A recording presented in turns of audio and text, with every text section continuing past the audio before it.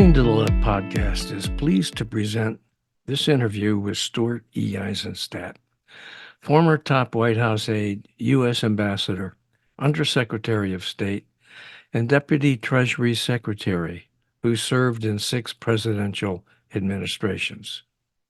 Eizenstat played a leading role in historic negotiations over the past 50 years and is the author of a new book, The Art of Diplomacy: How American Negotiators Reached Historic Agreements That Changed the World. It's especially timely to speak with Mr. Eizenstat now, given the desperate need for diplomatic solutions to the wars in Gaza and Ukraine. With a foreword and preface by 2 former Secretaries of State, Henry Kissinger and James A. Baker III, The Art of Diplomacy is a unique and indispensable guide to American foreign policy, providing invaluable insights for anyone involved in government or business negotiations, or anyone who cares about international relations and America's place in the world. Mr. Eizenstat, thanks so much for joining us on our podcast today. I really do appreciate it. Your book includes interviews with dozens of U.S. and world leaders, from Presidents Clinton and Carter to Secretaries of State and Defense, leaders of the U.S. intelligence community, British Prime Minister Tony Blair, and top officials from Israel, Germany, and Ireland. What did you learn from those interviews, and how is that reflected in your book? Bob, I wanted to personalize diplomacy so people could understand how it works. And I wrote the book because we live in turbulent times in which we have seemingly endless conflicts that are incapable of positive resolution. And I wanted to show that, in fact, over the last 50 years, U.S.-led diplomacy has resolved difficult problems and created a better world. And then with hot wars going on now in Gaza and Ukraine, I wanted to take a hard look at when and how U.S. military force and military force in general can be an element in diplomatic negotiations in light of the mixed results that we've had from Vietnam through what happened in Libya and Afghanistan. And then last, I wanted to write this book because I am afraid that we're lapsing into the kind of isolationism that we had between World War I and World War II, where we just give up and we say we can't do anything, things are too complicated. Right. And that's really my reason for writing the book. Now, what I learned is that in interviewing over 130 key officials at home and abroad, that there were a set of skills. Each negotiation was different, but there were a set of skills that each brought that were critical, and I give examples of those: a fierce determination to succeed, political courage, for example, Sadat going to Jerusalem, or the Crown Prince of UAE making peace with Israel, the need for preparation, which was emphasized by so many of my interviewers, including the trade representative, President Trump, so that you know where the areas of agreement can be. And then something, Bob, that I think is not well understood, and that is listening to the other side. This is not a poker game where it's a winner take all. It has to be a win situation where both sides feel that their interests are taken into account. And to do that, you have to listen to what the other side is saying, how they're saying it, put yourself in their shoes, develop what Larry Summers, who was Treasury Secretary when I was his deputy, called unsympathetic empathy. You have to build personal relationships, as Jim Baker did with the foreign minister of the Soviet Union to get German reunification by taking him to his retreat in Wyoming. You have to be creative, you have to use leverage, and you have to have one indispensable element, which again is not well understood, and that's what I call stamina. These negotiations, Bob, will last sometimes weeks, months, and years. It's like a marathon that always ends with a sprint at the end. Kissinger was famous for his so-called shuttle diplomacy, but it really meant, after the 73 war, almost no sleep going between Syria and Egypt and Israel. Jimmy Carter got 3 hours sleep during 13 days at Camp David. I got only a few hours when I negotiated the Kyoto climate change negotiations. It's very important to have the stamina and to be able to think clearly, even on little sleep. I guess that means you have to go into training before you go into these negotiations, right? It's a little bit like with the Olympics coming up. I call it a marathon which ends in a sprint. But you've had a hell of a career. My God, the negotiations you've been involved in, the contributions you've made to this country, it's just incredible. And your book is wonderful.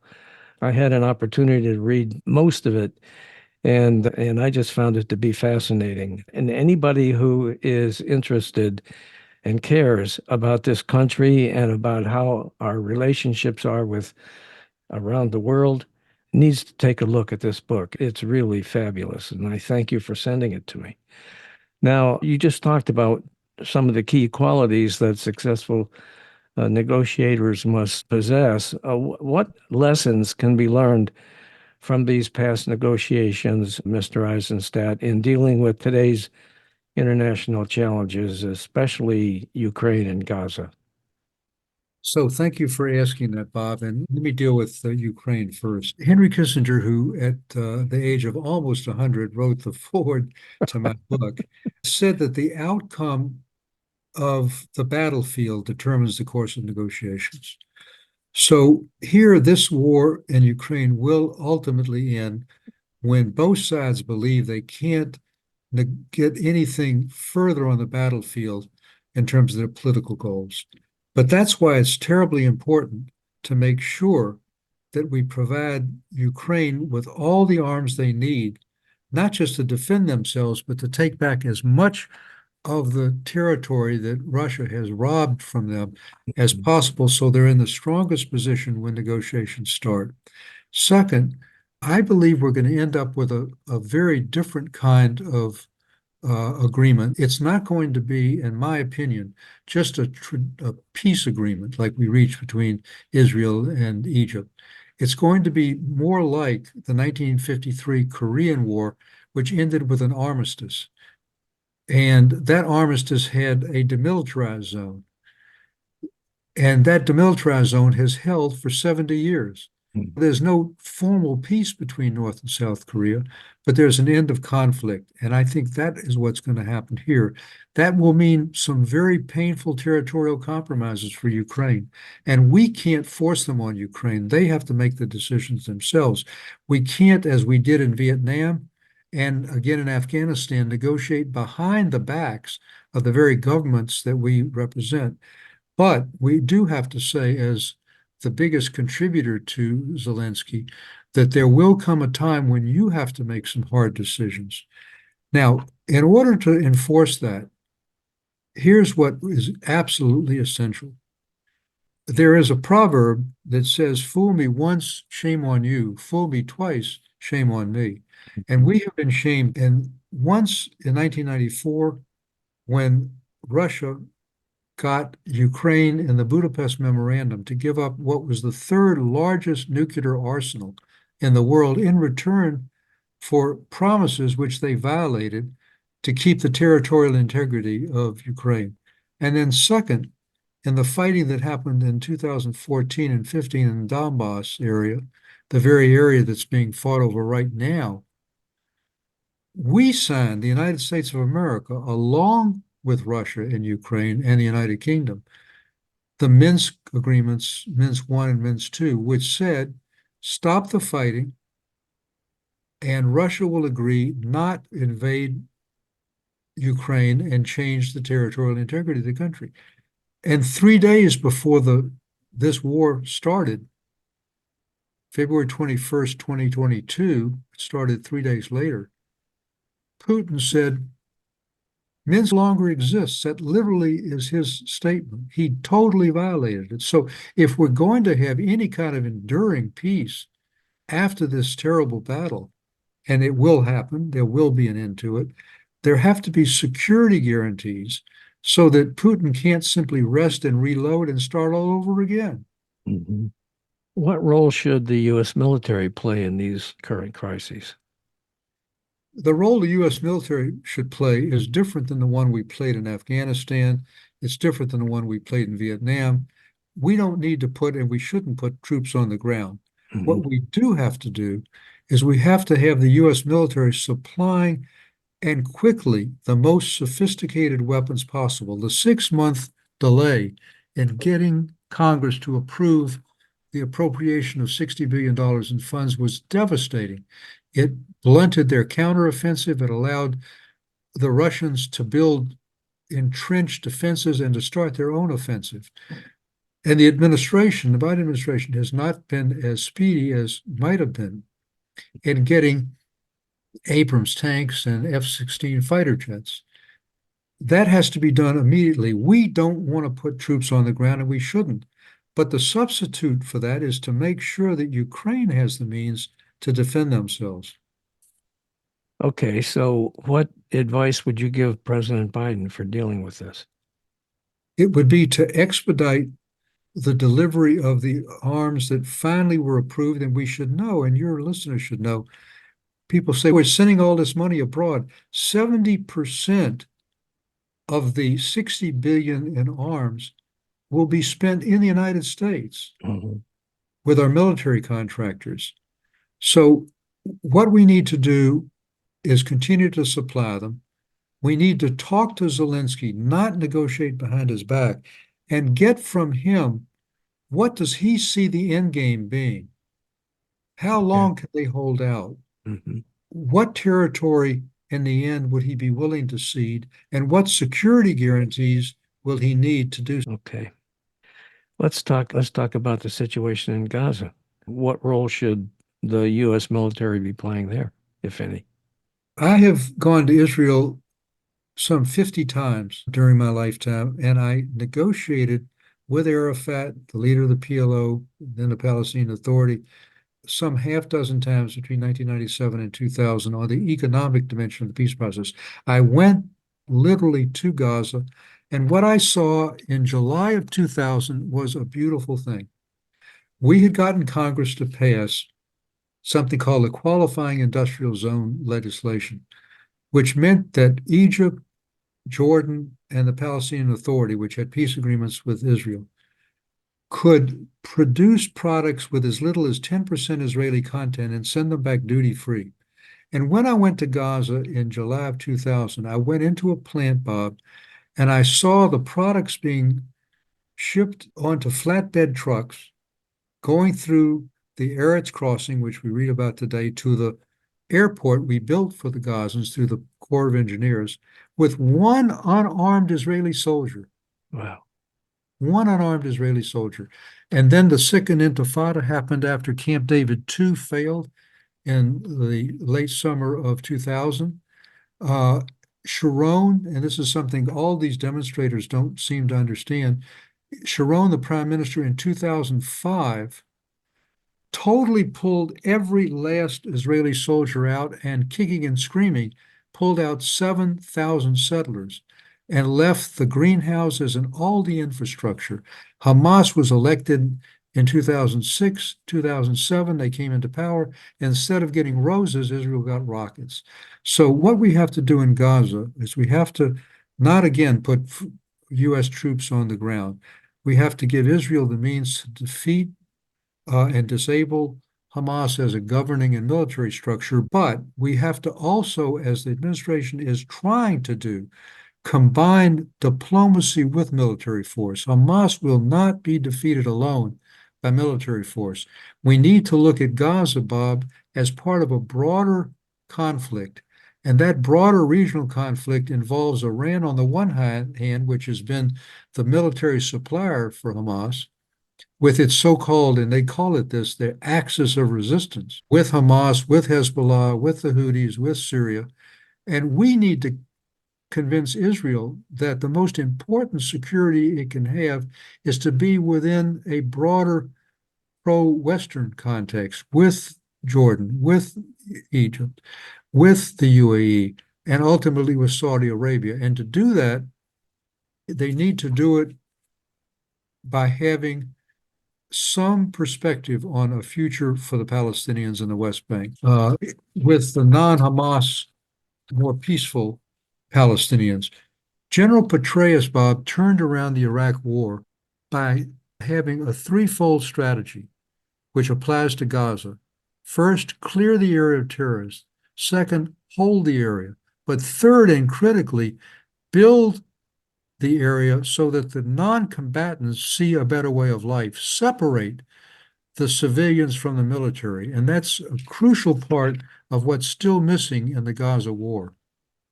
Okay, if you were Secretary of State, probably not too far afield from some of the work that you've done in the past, although I don't think you've ever been Secretary of State. But let's I've say been you under were, Secretary of State. yes, you were. So let's say you were Secretary of State and this situation with Gaza presented itself. What would you tell the president that should be done? How would it be different from what he's doing? I think what he's been doing has been generally correct. Hmm. I don't think it necessarily was wise to hold off on the bombs, the heavy bombs. Rather, it would be best to do what they have done, which is to say these can't be used in Rafah.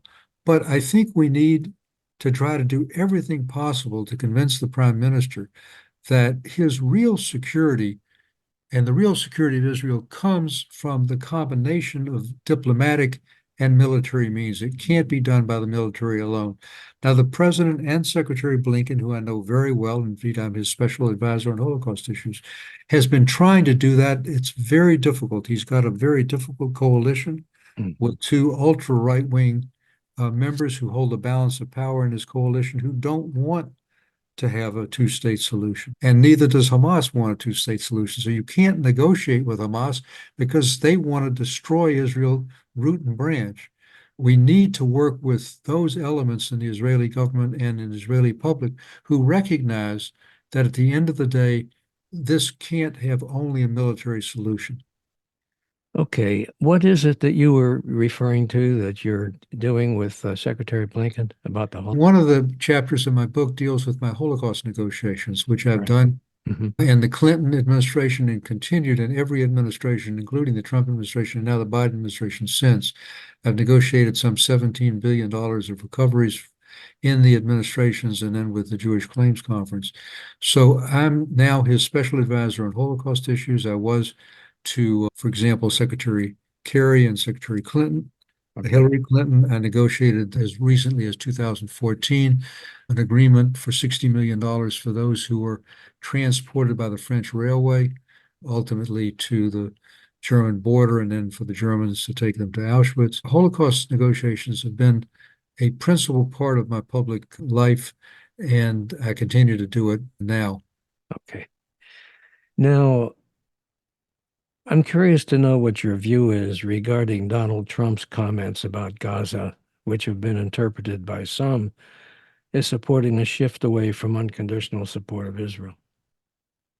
I think that we can never reach an agreement in Gaza unless Israel knows that they have the backing, the full backing of the United States. Mhm. But that full backing is not a blank check. It has to be a recognition that we have interests in the region as well. And those interests are building, again, a pro-Western moderate coalition against the axis of resistance that the Iranians have. And for Israel to be part of that, and they need to be part of it, and they must be part of it for their own security, a resolution of the Palestinian conflict has to be done. And that is to be done by separating the radicals like Hamas, like Islamic Jihad, from the non-combatants and making it clear that there is a better life. Now, when you, as Israel has, this government has done, withhold $140 million in tax revenues for the Palestinian Authority in the West Bank, which is much more moderate, which signed the Oslo Accords in 1993, which recognizes Israel. That's contrary to doing that. And in fact, Mhm. what the current government in Israel has done is weaken the Palestinian Authority and allow Qatar to spend $500 million supporting Hamas because of an opposition to two-state solution. Now, I know that there is no support to this day, but there was before October 7th. Only 25% of the Israeli public support a two-state solution. So you can't jump right to a two-state solution because Mhm. no one trusts that it will be a state that will be peaceful. So Right. you have to do confidence building measures, Right. half measures, half steps. For example, better economic conditions, more joint ventures between Palestinian and Israeli officials, less checkpoints in the West Bank, things that show that there is a willingness to ultimately have a full political settlement, but not jumping right to it because that won't work. Okay. Now, I'm also curious to know what your thoughts are about Trump's seeming admiration of Putin and support for ending U.S. support of Ukraine. One of the things that I'm most concerned about is that if there is a change in the election, that money for Ukraine will just be cut off immediately. Yeah. President Trump has said, I'll end the fight in a day by, in effect, ending any support. That would be the equivalent of the Munich Agreement in 1938.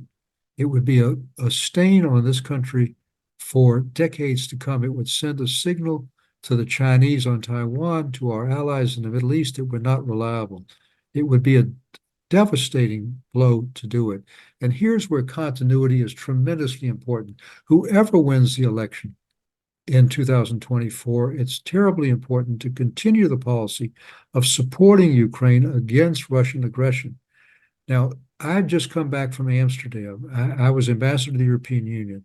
There is a movement, Bob, in Europe that we're seeing here as well of supporting autocratic or right-wing governments. And a mini Amsterdam, Netherlands is a good example.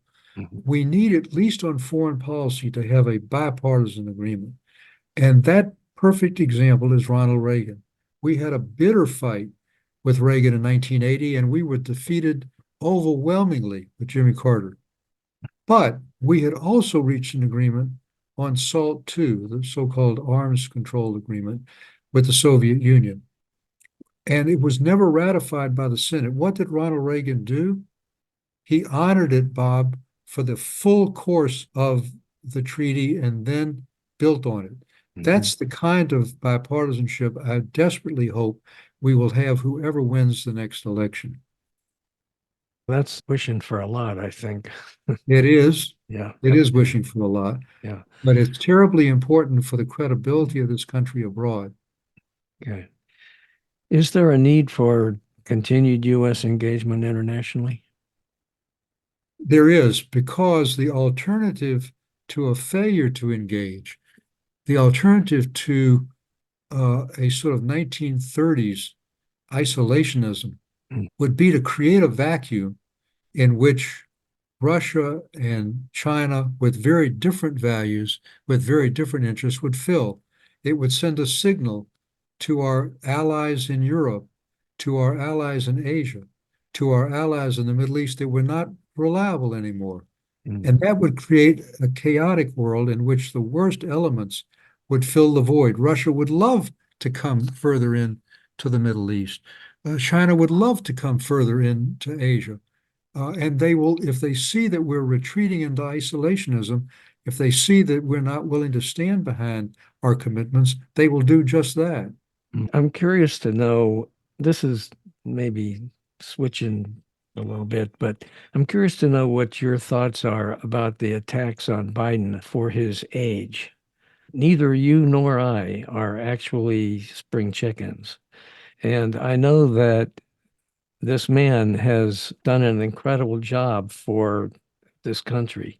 And I don't know how he does it. I don't know how, at his age, which is the same age as me, he can run around the world doing all the stuff that he's doing and handling all of these crises the way he's doing it. And yet he keeps being blasted for something he cannot control, which is his age. What are your thoughts about that? I agree 100. I've known Joe Biden for over 50 years. Mhm. He appointed me to head the Holocaust Museum recently. I've Mhm. been with him. I've seen him. He's totally engaged, totally able to do the job of president. He's done a good job both at home and abroad with it. people age in different ways, and I think that his should not be a factor any more than it should be for his opponent, who's only 3 years younger. Yeah, exactly.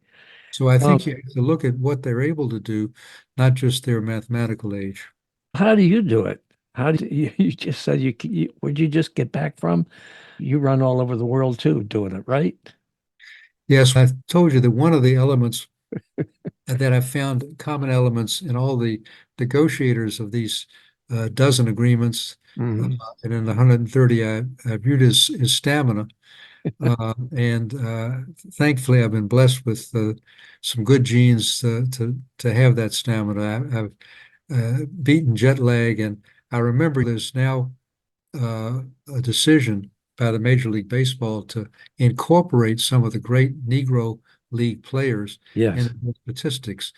And Satchel Paige, who was one of the great Negro League pitchers, pitched into his 60s, Hmm. once said, "You gotta keep moving because someone may be gaining on you."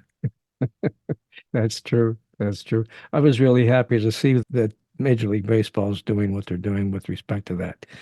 And since you brought up baseball, I have one last comment I want to make, and that is that several years ago, I was working for a trade association and as head of communications. And Henry Kissinger was a speaker for a conference that we had. And my job was to go pick him up in the car and take him to the venue. And in the car, brief him on what the group was all about. And in the car, I said to the secretary, would you like to know about this group and what it is that they're looking for? And he said, nah, I know. Let's just talk about baseball. And that's all he wanted to do. He was talk baseball, which I'm a huge baseball fan, so I was Well, impressed. when we talk about baseball in the Negro League, I have to share one personal anecdote. Hmm. When I was 6 or 7 years old, growing up in a segregated Atlanta, the Brooklyn Dodgers, then they were the Brooklyn Dodgers at the time, Yeah. they used to have spring training in Vero Beach, and then they would Mhm. break camp and take a train up the East Coast to start the season and play exhibition games against the minor league teams. And in this Oh, case, it was the so-called Atlanta Crackers in the Double-A League. okay. But the problem was playing on hallowed Ponce de Leon Park, no blacks were allowed. Mhm. And so they said, you can play, but not with Jackie Robinson, number 42. And Branch Rickey, who was the owner, said, no Jackie Robinson, no Brooklyn Dodgers, no game in Atlanta. And that led to him playing. And I remember sitting on the third baseline here today, seeing Jackie Robinson being the first black player Yeah. played in Atlanta. Wow. That's amazing. All right. Listen, I thank you so much for being with us on our podcast, and I do. It's been a great conversation, and I enjoyed it. Is there anything else you'd like to add before we sign off? No, I think we've covered it well. I do want to make a plea that I've tried to, as Jim Baker said in my book, to put the reader in the negotiating room. Hmm. I've tried to personalize this. That's why I didn't base it on just historical books. I based it on actual interviews. And you'll get to see the real guts of what makes negotiations work, why they succeed, and sometimes why they fail. And I think people will get a real history of the most important agreements of the last 50 years. And just to give you another element, there's a Washington native who's a very dear friend of mine, Bernie Aronson, and he was the special negotiator for the Colombia Civil War negotiations with the so-called FARC, which was a radical group that for 50 years had a civil war. And he broke down their resistance, their distrust of the United States, by saying, look, we are now not in the situation we were before. We will accept the results of a democratic election, even if it's a left leaning one. But he also did something personal. And this is why personalization is so important. The FARC leader developed a serious kidney problem, and Bernie went to see him personally in his hospital room. And that did more than almost anything else Hmm. to build trust that Bernie was a person they could trust and negotiate. So these personal relationships, these personal touches, Mhm. Baker did it with Shevardnadze by taking him to his ranch in Wyoming Mhm. when they were doing the German reunification. You can't see your opponents as you would, again, in a poker game or even in a commercial negotiation, as being someone you want to just squeeze every last ounce at. They have their own constituency. They're representing a sovereign country, Right. and you have to respect them and try to build a relationship with them and see them as potential partners and get into their shoes. Let's try to understand their culture and their politics well enough so that you know what they need to bring home. And then shape your negotiations in ways that make them feel that they have achieved something for their constituencies that are in our national interest as well. And that's what differentiates successful international negotiations from just traditional business negotiations or again a game of poker where it's winner take all. You have had a hell of a career all these years. What'd you say, over 50 years that you've been doing this? I'm wondering if there is a single incident that you would say was the most striking, the most important, that stays with you the longest, the most, anything like that that you can refer to? Yes, I'll take one negotiation and the other what was life transforming. You have to have a determination, Bob, to succeed in negotiations, of absolute determination. But you also have to know when to walk away from a negotiation that's not successful and let the other side know you're not so determined that you're going to accept something you can't accept. In the last of the 2 week negotiation in Kyoto, when we were in the final plenary session with 190 countries, they went alphabetically, A to Z, and they came to you. Do you accept this agreement? And I said, with the backing of the White House, no. Why no? Because we had agreed with the European Union to quite deep reductions in greenhouse gas emissions, but only on the condition that they accept our way of reducing them by trading, by using market mechanisms to reduce the cost, because we knew from our sulfur dioxide ozone negotiations that could achieve an environmental result at a cheaper cost. And the EU had not been giving us what we need, and that's why I said no. It caused a shock. It led to the Raul Estrada, the Argentine who headed negotiations, to take John Prescott from the UK representing the EU and me back to the green room. And then we came up with something that was ambiguous. And sometimes you have to have that in a negotiation. And that is, they wanted top down regulation. We wanted market driven ways. So what we said is, you can quote unquote supplement regulations with market driven. They could interpret it one way, we could interpret it another way. Now, the life transforming experience happened in 1968. I graduated from Harvard Law School in 67. I worked for a year in the Johnson White House, and then I was Hubert Humphrey's research director in the campaign against Nixon. And I met a co-worker named Arthur Morse who had just published a book called While 6 Million Died. And it was an expose using newly declassified records of what FDR and his top aides knew about the genocide of the Jews and failed to act on. And it was a shock to me because Roosevelt was an icon in our house growing up. And I pledged to myself at the tender age of 25 that if I was ever in a senior position in government, I would do something to remove this cloud from the otherwise glorious history of the U.S. winning the war. And that's what led me down the path of recommending to President Carter the creation of what became the Holocaust Museum. It led me to do all the negotiations when Dick Holbrooke called me in Brussels and I was Ambassador EU, and he said, would you take this on? My whole staff said, you can't do it. You got a full-time job as Ambassador EU. And I remembered that pledge. So I'm still doing it 20 years later. So That's that was a amazing. formative experience in my young life. That's amazing. You've had all this experience in negotiation. I wonder how that I wonder how that translates when you go into an automobile showroom to purchase a new car. Well, how do you negotiate with those guys? maybe one of the reasons that I still have an 11-year-old car is I don't want to go through that experience. I just think that if I was a car salesman and you walked in and you were buying a new Audi, let's say, and you started on me with some of your tactics, I'd probably go, "Oh shit, I better just give this guy what he wants and be done with I it." think one lesson, and there are lessons here for commercial negotiations, Yeah. is not to be rushed into a conclusion, Hmm. not to come in and let him think that you're so determined to walk out with that car that you'll Yeah. agree to anything. Yeah. And Right. that's where I say the willingness to walk away from it. Hmm. He needs that agreement as much as you do. Yeah. You need to Okay. make it clear that's the case and that you're not going to accept something that's unreasonable and unaffordable to do it. Okay.